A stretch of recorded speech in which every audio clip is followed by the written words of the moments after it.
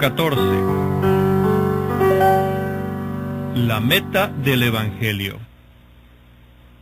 En este último capítulo tomaremos como punto de partida un incidente que ocurre en los Evangelios bajo la sombra de la cruz.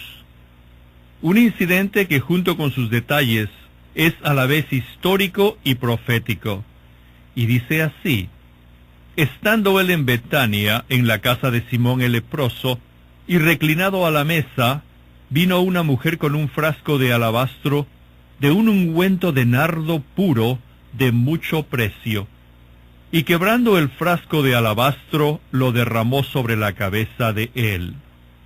Pero Jesús dijo: de cierto os digo, donde quiera que se proclame el Evangelio en todo el mundo, también se contará lo que ésta ha hecho para memoria de ella.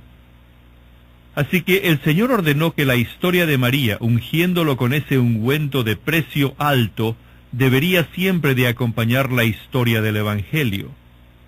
Lo que hizo María siempre debería de unirse con lo que hizo el Señor. Esa fue su afirmación. ¿Qué quiere el Señor que entendamos con esto? Creo que todos conocemos la historia de María muy bien.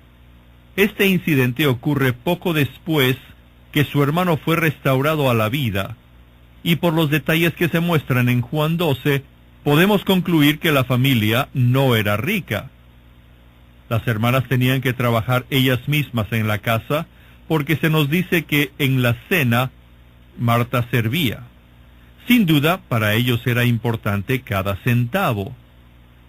Sin embargo, una de esas hermanas, María, tenía entre sus cosas valiosas un frasco de alabastro con ungüento que valía 300 denarios, y lo gastó todo sobre el Señor. La lógica humana dice que esto fue demasiado. Se le estaba dando al Señor más de lo que merecía. Por eso Judas tomó la delantera, y los demás discípulos le siguieron, quejándose que lo que hizo María fue un desperdicio.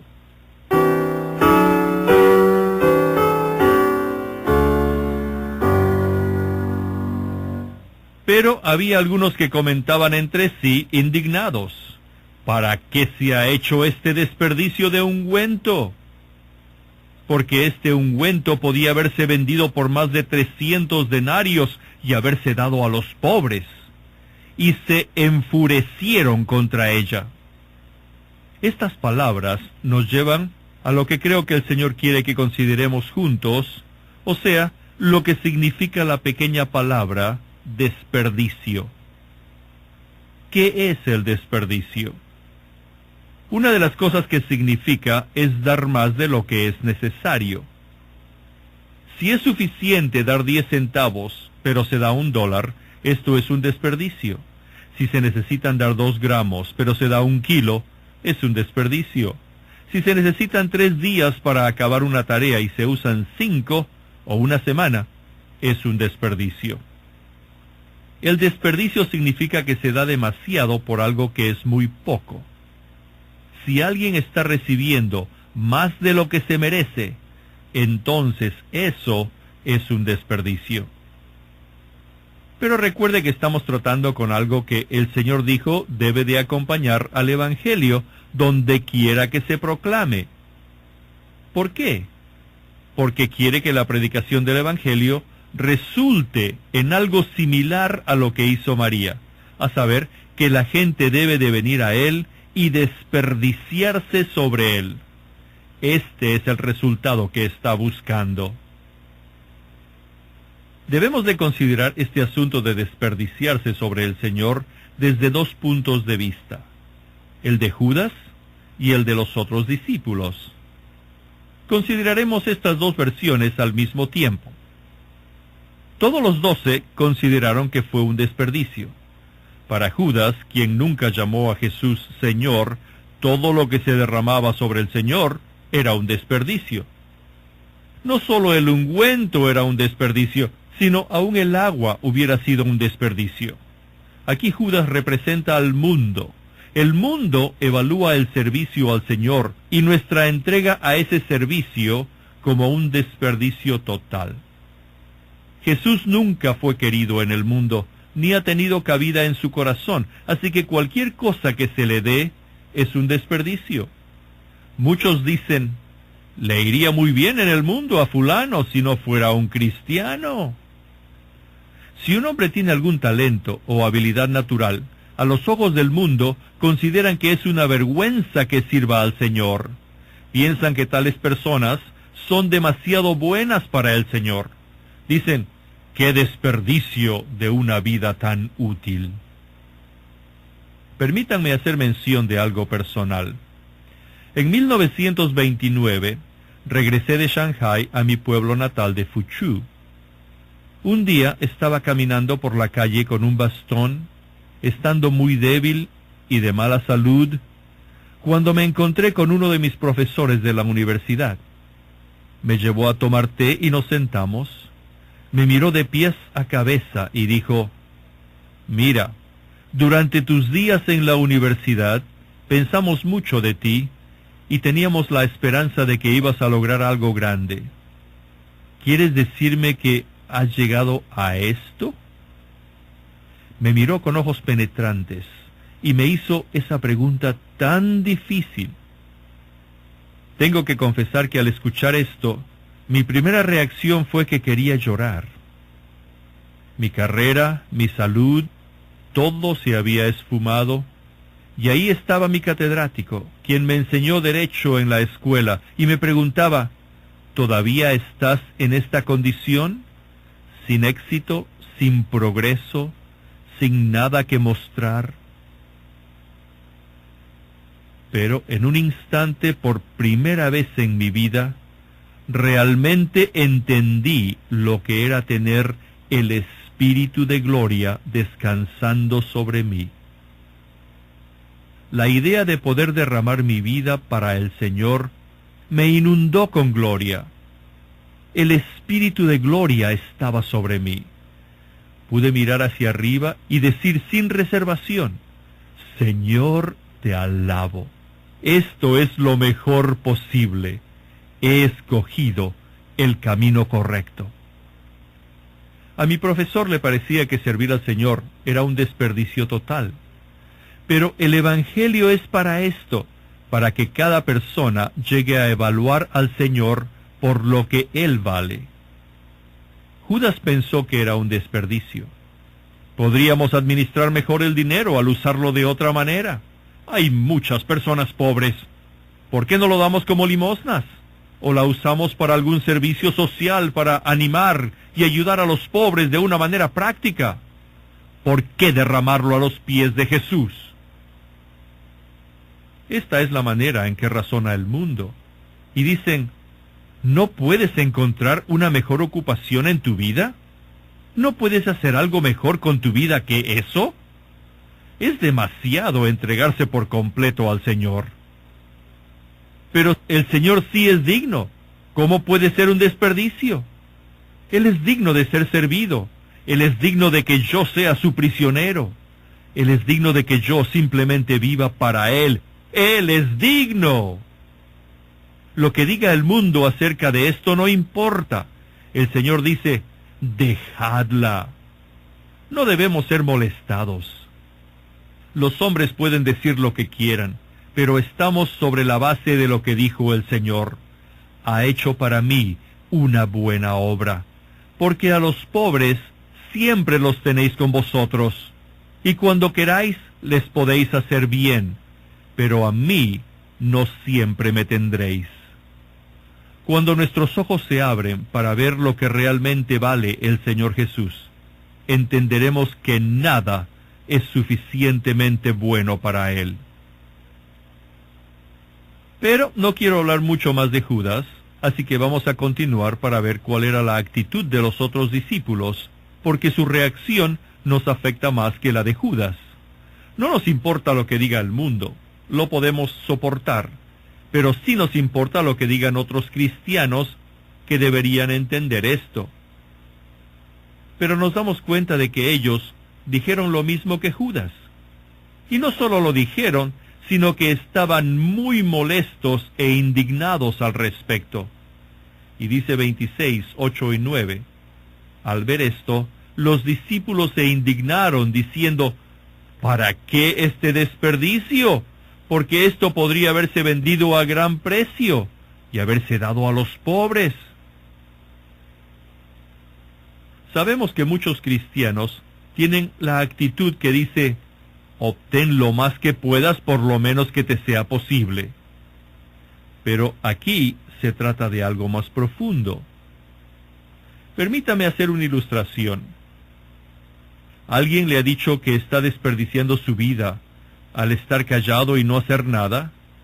Ellos dicen, aquí hay personas que deberían de hacer este trabajo o este otro. Pueden ser útiles para este grupo de personas o para este otro. ¿Por qué no están más activos? Al decir esto, ellos están pensando en el uso, y según la manera que piensan, todo debe ser utilizado por completo. Hay otros que se preocupan mucho con algunos amados siervos del Señor, que aparentemente no están haciendo lo suficiente. Piensan que podrían hacer mucho más si tuvieran acceso a ciertos círculos de prominencia o si disfrutasen de más aceptación. Así serían mucho más útiles. Ya les he hablado de una hermana que conocí por mucho tiempo y que creo que es la persona que más me ha ayudado. El Señor la usó mucho durante los años en que me asocié con ella, pero no entendimos esto algunos de nosotros. Mi preocupación era, ella no está siendo usada. Constantemente me decía, ¿por qué no va a algunas reuniones o va a otro lugar o hace algo? Es un desperdicio que esté allí en ese pueblo pequeño donde nada ocurre. Algunas veces, cuando la visitaba, casi le gritaba, le decía, nadie conoce al Señor como tú. Conoces la Biblia de una manera viva. ¿No ves la necesidad que hay? ¿Por qué no haces algo? Quedarse aquí sentado y no hacer nada es un desperdicio de tiempo, de energía, de dinero, de todo. Pero no, hermanos, esto no es lo principal con el Señor. Ciertamente Él quiere usarnos. No estoy predicando la inactividad, ni busco justificar una actitud de complacencia a las necesidades del mundo. Como lo dice el Señor, donde quiera que se proclame este Evangelio en todo el mundo. Es un asunto de énfasis. Ahora, al ver retrospectivamente, me doy cuenta que el Señor estaba usando mucho a esa querida hermana para hablarle a varios de nosotros, los jóvenes, que estábamos en su entrenamiento para la obra del Evangelio. No puedo agradecerle lo suficiente al Señor por ella y por la influencia de su vida en mí. Entonces, ¿cuál es el secreto? Seguramente que al aprobar lo que hizo María en Betania, el Señor Jesús estaba estableciendo una base para todo servicio, que uno debe derramar todo lo que tiene, aun su mismo ser, al Señor. Y si eso es lo único que Él permite hacer, con eso es suficiente. No se trata de ayudar primero a los pobres, eso vendrá después, pero lo principal es, ¿está satisfecho el Señor? Puede haber muchas reuniones en donde hablemos, muchas conferencias en donde ministremos, muchas campañas evangélicas en donde participemos. No es un asunto de lo que no podamos hacer. Podemos laborar y ser completamente útiles, pero al Señor no le importan tanto nuestras incesantes actividades en su obra. Ese no es su objetivo primordial. El servicio del Señor no se mide con resultados tangibles. No, amigos, lo que le importa al Señor primero es que estemos a sus pies y que unjamos su cabeza. Lo que tengamos, lo que sea nuestro frasco de alabastro, lo más precioso, lo que más valuamos en el mundo, todo esto lo entregamos al Señor, porque es el fluir de una vida que sale de nosotros y que se produce por la cruz. Para aquellos que no entienden, parece un desperdicio, pero eso es lo que más busca el Señor. Frecuentemente lo que le damos es un servicio incansable, pero Él se da el derecho de suspender ese servicio por un tiempo para que nos demos cuenta si es el servicio el que nos posee o es el Señor mismo.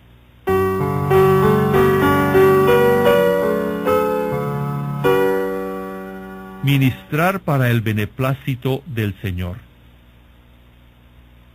Marcos 14:9 dice: Donde quiera que se proclame el Evangelio, también se contará lo que está hecho, para memoria de ella. ¿Por qué dijo esto el Señor? Lo dijo debido a que la meta del Evangelio es para producirlo. Para esto es el Evangelio. El Evangelio no es solamente para satisfacer a los pecadores. Alabado sea el Señor, que los pecadores sí van a ser satisfechos. Pero esta satisfacción es algo adicional y no es la meta principal. El Evangelio se proclama en primer lugar para satisfacer al Señor. Me preocupa que le damos mucho énfasis a los pecadores, pero no hemos apreciado suficientemente lo que el Señor tiene como su meta. Pensamos cómo le va a ir al pecador sin el Evangelio, pero eso no es el asunto principal. Sí, alabado sea el Señor, el pecador tiene una parte. Dios satisface su necesidad y lo llena de bendiciones, pero eso no es lo más importante. Lo primordial es que todo debe ser para la satisfacción del Hijo de Dios. Solamente cuando Él esté satisfecho, estaremos satisfechos nosotros y los pecadores también. Nunca he conocido a una persona que se ha propuesto satisfacer al Señor y que no haya sido satisfecha ella misma. Es imposible. No hay duda que nuestra satisfacción llega cuando lo satisfacemos a Él primero. Pero tenemos que recordar esto. Él nunca va a estar satisfecho sin que nos desperdiciemos sobre Él. ¿Alguna vez le ha dado demasiado al Señor? ¿Puedo decirle algo? Una lección que algunos de nosotros hemos aprendido es esta, que en el servicio divino, el principio del desperdicio es el principio del poder. El principio que determina la utilidad es el principio del desperdicio. La verdadera utilidad en las manos de Dios se mide con el desperdicio. Cuanto más piense que puede hacer y cuanto más use sus dones hasta su límite, y hay algunos que se pasan de su límite, más está usando el principio del mundo y no del Señor. Los caminos de Dios para con nosotros están diseñados para establecer en nosotros el otro principio, a saber, que nuestra obra para Él surge de ministrarle nosotros a Él. No quiero decir que no vamos a hacer nada, pero lo más importante para nosotros debe ser el Señor mismo y no su obra. Ahora, hablemos de asuntos prácticos. Usted puede decir, he dejado una posición, he dejado tal ministerio, he abandonado las posibilidades de un mejor futuro para seguir con el Señor de esta manera. Ahora le trato de servir. A veces parece que el Señor me escucha y a veces me deja esperando una respuesta. A veces me usa y a veces parece que se olvida de mí. Cuando ocurre esto, me comparo con otros que están en una organización grande. Él también tenía un futuro brillante, pero no lo abandonó. Él continúa sirviendo al Señor, se salvan almas, y el Señor bendice su ministerio. Tiene éxito, y me refiero al éxito espiritual y no al material. Y a veces pienso que parece ser más cristiano que yo. Siempre está tan feliz y satisfecho. Después de todo, ¿qué es lo que yo obtengo de todo esto? A él le va bien y a mí no. Nunca ha tomado este camino, pero tiene muchas cosas que los cristianos de hoy en día consideran como prosperidad espiritual, pero a mí me vienen todo tipo de complicaciones. ¿Qué es lo que significa todo esto? ¿Estoy desperdiciando mi vida? ¿Realmente me he entregado demasiado? Allí está su problema. Piensa que si hubiera hecho lo que hizo este otro hermano, es decir, consagrarse solo lo suficiente para recibir la bendición, pero no para tener los problemas, solo lo suficiente para que el Señor lo use, pero no para que el Señor lo calle. ¿Piensa que todo estaría bien? ¿Pero sería así? Usted sabe muy bien que no es así. Deje de mirar a ese otro hombre. Mire al Señor y pregúntese otra vez qué es lo que Él valora. Él quiere que el principio del desperdicio sea el principio que nos rige. El Señor dijo de María, ha hecho en mí. Dios verdaderamente se satisface cuando realmente nos estamos desperdiciando sobre Él. Parece que estamos dando demasiado y no recibiendo nada, y este es el secreto para agradar a Dios. Oh amigos, ¿qué estamos buscando? ¿Estamos buscando el uso como lo hicieron los discípulos? Querían aprovechar el último centavo de estos 300 denarios. Todo el asunto se trataba de la utilidad a Dios de una manera que se pudiera medir y escribir. Pero el Señor espera a que digamos, Señor, no me importa eso. Si solo te puedo agradar a ti, eso es suficiente.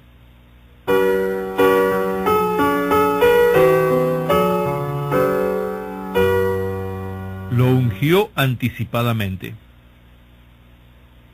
En Marcos 14, del 6 al 8, dice, pero Jesús dijo, dejadla, ¿por qué la molestáis?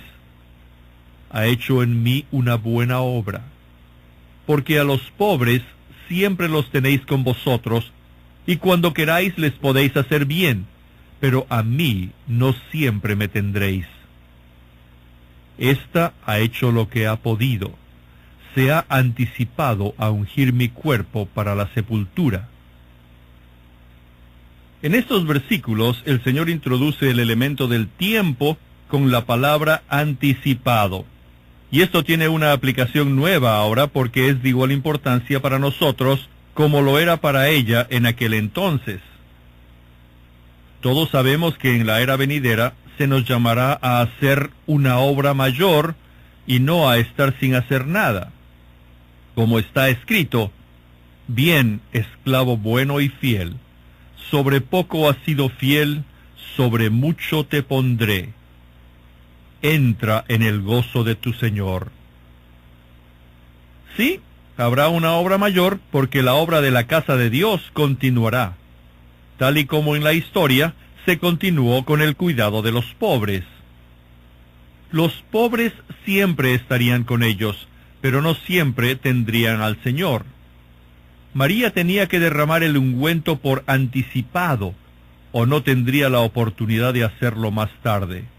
Creo que en ese día todos amaremos al Señor como nunca lo hemos hecho, pero será una mayor bendición para aquellos que han derramado todo sobre el Señor. Cuando le veamos cara a cara, estoy seguro de que todos quebraremos y derramaremos nuestro todo para Él. Pero, ¿qué tal hoy?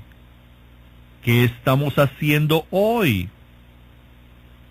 Después de varios días que María quebró el frasco de alabastro y derramó el ungüento en la cabeza del Señor, había un grupo de mujeres que fueron temprano en la mañana para ungir el cuerpo del Señor. ¿Y lo lograron? No. ¿Lograron su meta ese primer día de la semana? No. Solo hubo una persona que tuvo éxito en ungir al Señor, y fue María, porque se anticipó a ungirlo. Los otros no lo hicieron porque había resucitado. Ahora, quiero sugerir que de igual manera, el asunto del tiempo es muy importante para nosotros, y la pregunta más importante es, ¿qué le estoy haciendo al Señor hoy? ¿Se nos han abierto los ojos para ver la preciosidad de aquel que estamos sirviendo? Hemos llegado a ver que lo más querido, lo más valioso, lo más precioso es digno de Él. Hemos reconocido que ayudar a los pobres, trabajar para el mundo, laborar por las almas de los hombres o por el bien de los pecadores, las cuales son cosas valiosas y necesarias, solo son correctas en el contexto adecuado? En sí mismas, como obras separadas, no son nada comparadas con la obra que se hace al Señor. El Señor tiene que abrirnos los ojos para ver cuál es su valor. Si existe en el mundo un tesoro artístico, y pago el precio alto que se pide por él, ya sea 1,000, 10,000 o 50,000 dólares, ¿alguien se atrevería a decir que es un desperdicio? El concepto de desperdicio solo entra en la esfera cristiana cuando no valoramos al Señor. Todo el asunto es este: ¿qué valioso es Él para nosotros? Si no apreciamos al Señor, cualquier cosa que le demos, por poca que sea, nos parecería un desperdicio. Pero cuando nos damos cuenta de que Él es precioso para nosotros, nada es suficientemente bueno, nada vale demasiado. Derramaríamos todo lo que tenemos sobre Él, aún nuestros tesoros más queridos y preciados, y no nos daría vergüenza hacerlo. El Señor dijo de María: «Esta ha hecho lo que ha podido». ¿Qué significa esto? Significa que había entregado todo. No se quedó con nada para el futuro. Ella gastó todo lo que tenía en Él.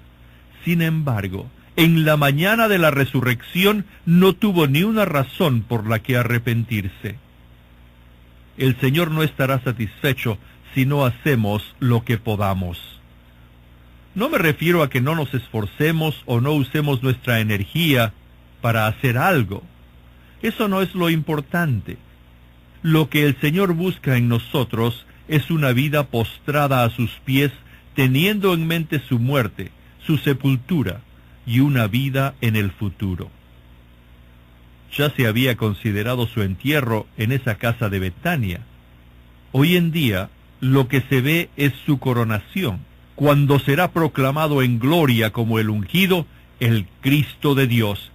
Sí, entonces derramaremos todo sobre Él.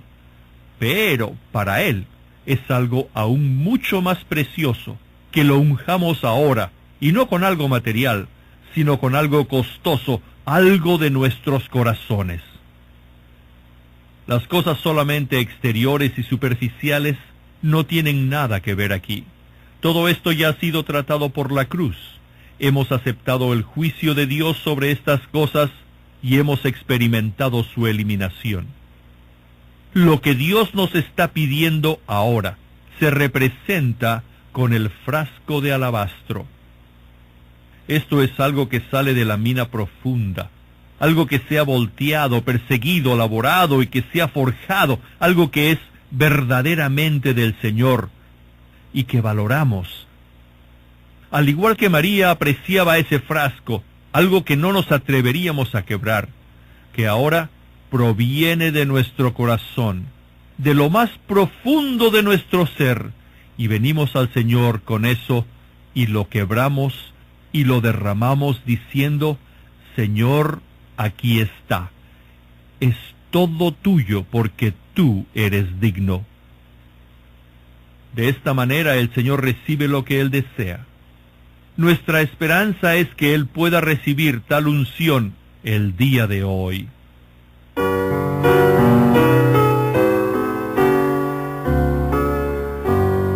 La fragancia.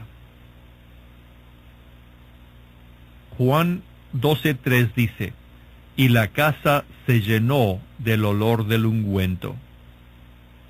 La casa se llenó del olor más dulce cuando se quebró ese frasco y se ungió al Señor Jesús. Todos pudieron olerlo y nadie pudo evadirlo. ¿Qué significa esto? Cuando conoce a alguien que realmente ha sufrido, alguien que ha pasado por experiencias con el Señor que le han traído limitación y que en vez de tratar de escapar y ser útil, ha estado dispuesto a ser su prisionero, y ha aprendido a encontrar satisfacción en el Señor y no en ningún otro sitio, entonces inmediatamente se da cuenta de algo. Su sentido espiritual inmediatamente detecta un aroma dulce de Cristo. Algo ha sido destruido y quebrantado en esa vida, así que puede oler la fragancia, El olor que llenó la casa en Betania en aquel día todavía llena a la iglesia hoy. La fragancia de María nunca se va. Se necesitaba solamente un golpe para quebrar el frasco para el Señor. Pero esa entrega incondicional y la fragancia de esa unción permanecen. Estamos hablando aquí de lo que somos y no de lo que hacemos o predicamos.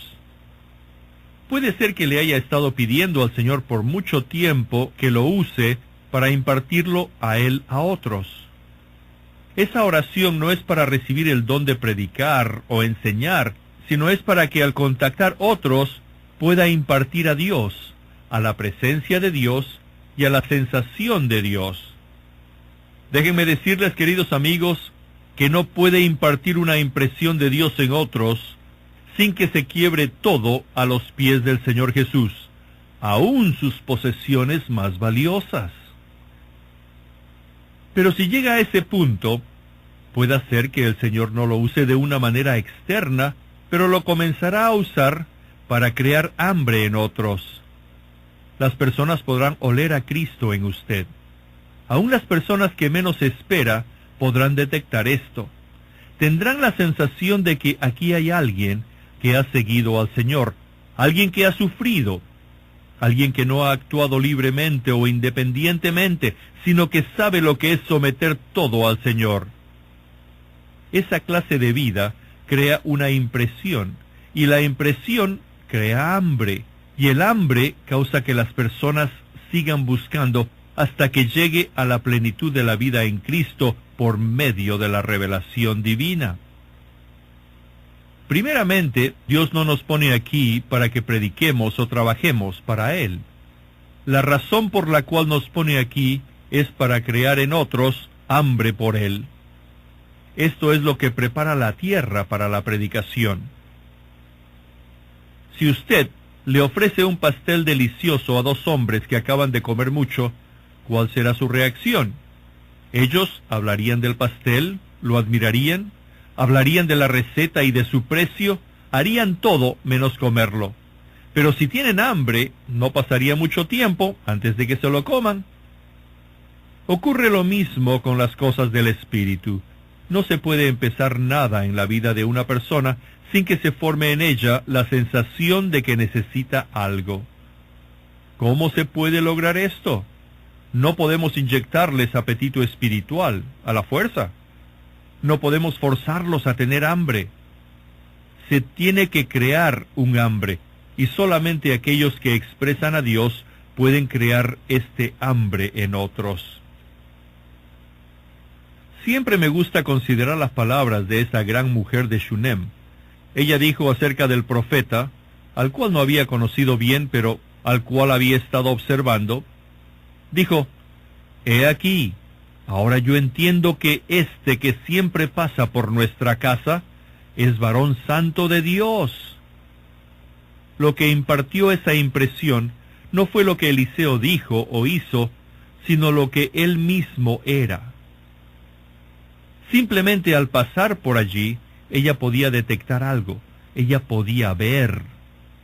¿Cuál es la sensación que la gente obtiene de nosotros? Podemos dejar todo tipo de impresiones. Podemos dejar la impresión de que somos inteligentes, dotados, que somos esto o lo otro, pero no damos la impresión que Eliseo dejó. Esa fue una impresión de Dios mismo. La manera en que influenciamos a otros gira en torno a una cosa: la operación de la cruz en nosotros con relación al beneplácito del corazón de Dios. Esto requiere que yo busque cómo agradarle, que busque cómo satisfacerlo solamente a Él, sin que me importe el precio que tenga que pagar. La hermana de la cual les he hablado ya antes estaba en una situación muy difícil que le estaba costando todo. Yo estaba con ella en ese momento y nos arrodillamos a orar con lágrimas en los ojos. Y mirando hacia arriba, dijo: «Señor, estoy dispuesta a romper mi corazón para que pueda satisfacer el tuyo». Hablar de que se nos rompe el corazón puede ser meramente un sentimiento romántico para algunos de nosotros, pero en esa situación, para ella era algo real. Debe de haber algo en nosotros que nos haga que estemos dispuestos a ceder, a ser quebrantados y a derramar todo sobre Él.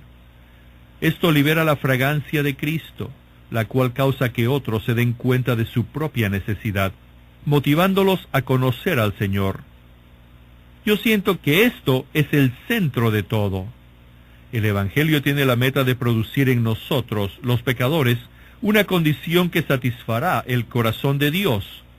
Para que Él obtenga esto, debemos ir a Él con todo lo que tenemos y con todo lo que somos, aun con las cosas más queridas en nuestra experiencia espiritual, y decirle: Señor, estoy dispuesto a dejar todo esto por ti, no solamente para tu obra o para tus hijos, ni para ninguna otra cosa, sino total y solamente para ti. Oh, el ser desperdiciado. Es una bendición ser desperdiciados en el Señor. Muchos que se han destacado en el mundo cristiano no conocen nada de esto. Muchos de nosotros hemos sido usados por completo, diría aún demasiado, pero no conocemos lo que significa desperdiciarse en Dios.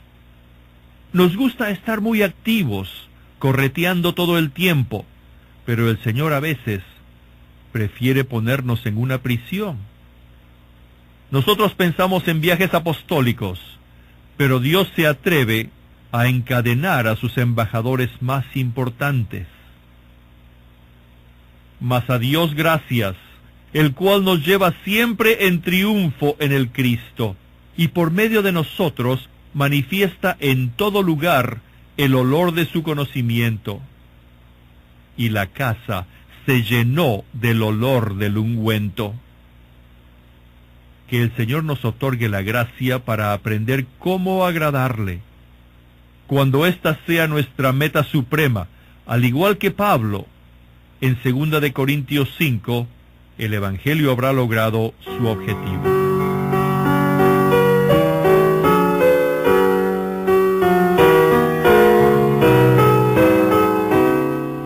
Esta fue una presentación de Living Stream Ministry, la editorial que ha publicado las obras de Watchman Nee y Witness Lee por más de 30 años. Además de la vida cristiana normal en audio, queremos también presentarles la versión recobro del Nuevo Testamento, otra publicación del Living Stream Ministry. La versión recobro del Nuevo Testamento, una traducción fresca del texto griego original que ha sido y está siendo de mucha ayuda a los lectores que desean entender la Biblia en su totalidad. Los siguientes son unas muestras de la versión en audio de la lectura del texto. Una porción del final del capítulo 7 del libro de los Hechos de los Apóstoles.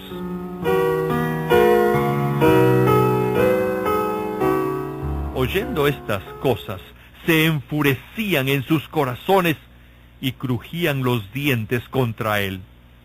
Pero él, lleno del Espíritu Santo, puestos los ojos en el cielo, vio la gloria de Dios y a Jesús que estaba a la diestra de Dios. Y dijo: He aquí, veo los cielos abiertos y al Hijo del Hombre de pie a la diestra de Dios. Pero ellos, dando grandes voces, se taparon los oídos y arremetieron a una contra él, y echándole fuera de la ciudad, le apedrearon, y los testigos pusieron sus ropas a los pies de un joven que se llamaba Saulo, y apedreaban a Esteban, mientras él invocaba al Señor y decía: Señor Jesús, recibe mi espíritu. Y puesto de rodillas, clamó a gran voz: Señor, no les tomes en cuenta este pecado. Y habiendo dicho esto, durmió.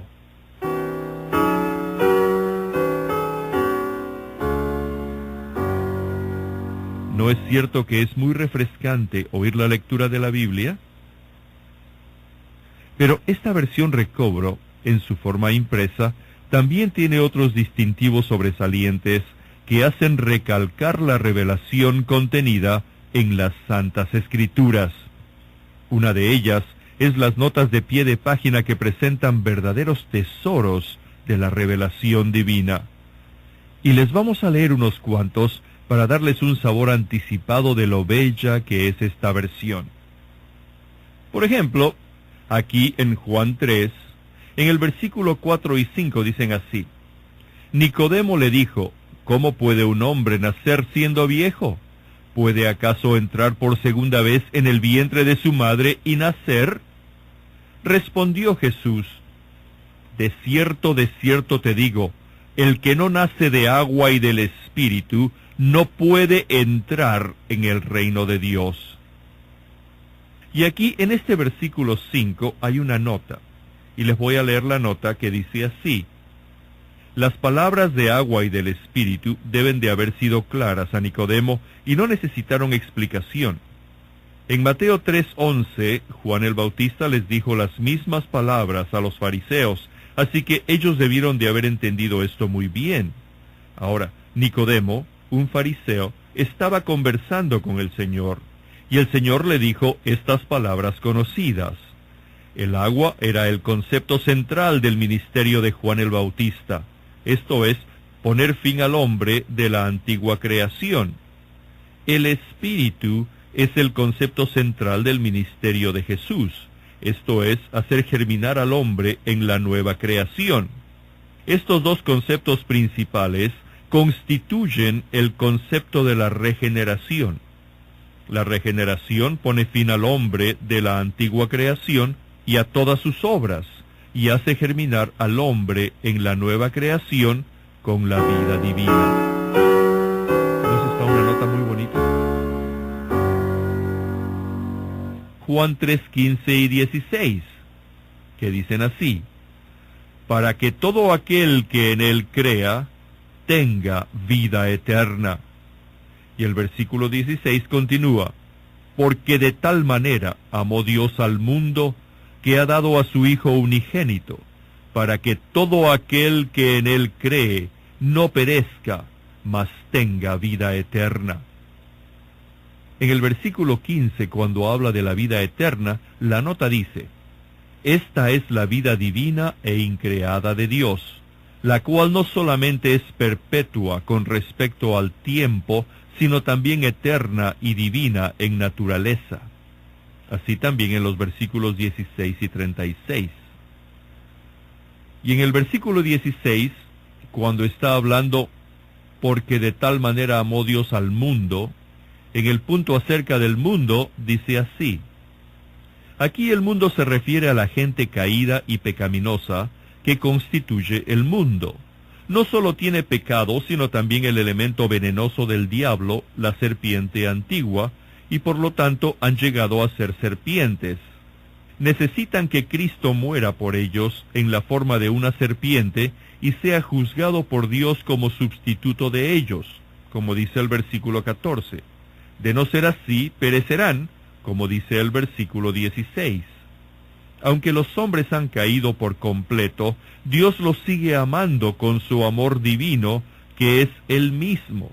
Primera de Juan 4:8 y 16.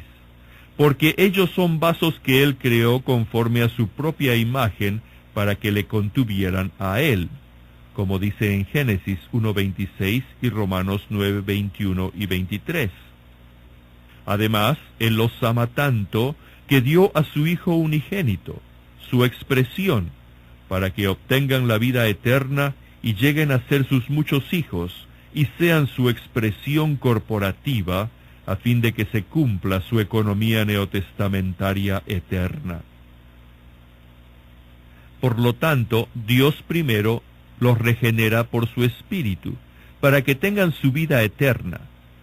Después, Él los llena de su Espíritu ilimitado, versículo 34, para que lleguen a ser la novia de Cristo, aquel que está por encima de todo y es todo inclusivo, versículos 31 al 35, a fin de que sean su aumento y plenitud. Versículos 28 al 30. Y después, en el versículo 16, hay otra nota acerca del que cree en Él. Dice así: creer en el Señor no es lo mismo que creerle. Creerle es creer que Él es verdadero y real, pero creer en Él es recibirle y estar unido a Él como uno solo. Lo primero es reconocer un hecho de manera objetiva. Lo último es recibir una vida subjetivamente. Así que les recomendamos el Nuevo Testamento versión recobro como una obra que ha sido traducida directamente del griego original, que tiene bosquejo para cada libro en el que se expresa el significado espiritual de cada libro. Tiene más de 9,000 extensas anotaciones que subrayan la revelación de la verdad, la luz espiritual y la provisión de vida. Tiene más de 13,000 citas afines, que unen no solo los versículos similares en su lenguaje, sino también pasajes cuya revelación espiritual concuerda. Tiene diagramas de verdades importantes y mapas de las tierras del Nuevo Testamento. Es una Biblia para aquellos que desean conocer la Biblia. Así que esta es la versión recobro del Nuevo Testamento, y lo pueden adquirir en su librería cristiana o llamando al Living Stream Ministry.